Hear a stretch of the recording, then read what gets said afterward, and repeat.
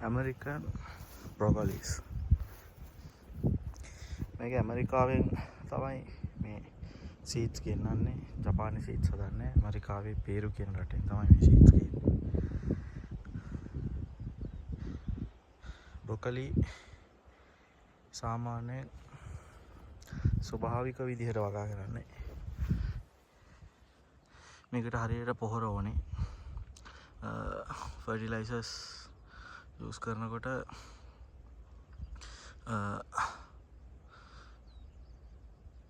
normal fertilizers NPK level සාමාන්‍යයෙන් 10ට වඩා වැඩි fertilizers ඕනේ.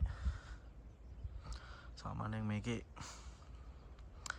අපි ඇට හිටවලා harvesting period එක වෙනකන් 19 days වගේ තමයි යන්නේ.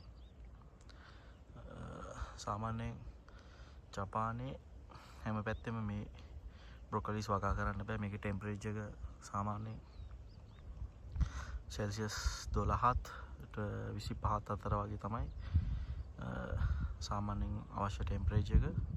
මේක බ්‍රොකලි වල මල තමයි කන්නේ.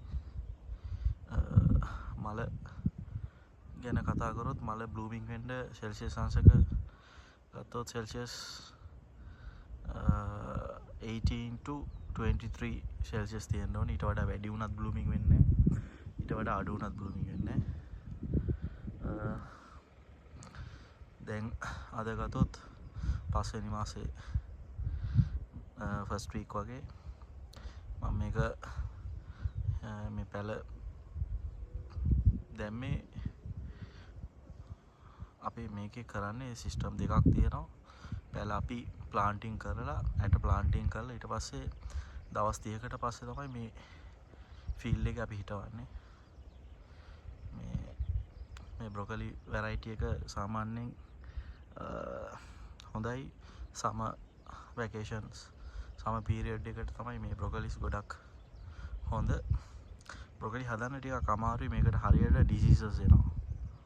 මේකේ බැක්ටීරියා වෛරස් ඩිසීසස් ගොඩක් එනවා. ඒකින්ද අර බ්‍රොකලි වල උඩ ගොඩක් කළු වෙනවා. එක එක ප්‍රශ්න තියෙනවා. කුණු වෙනවා. ඒකින්ද මේකට ගොඩක් මේ ෆාමර්ස්ලා මේක හදන්නේ. මේක දන්නේ නැතුව හදන්න හරි අමාරුයි. මේක හරියට ලොස්ට් වෙනවා. හරි thank you. ඔයගොල්ලන්ට මොන හරි දෙයක් තියෙනවා නම් කමෙන්ට් එකක් දෙන්න.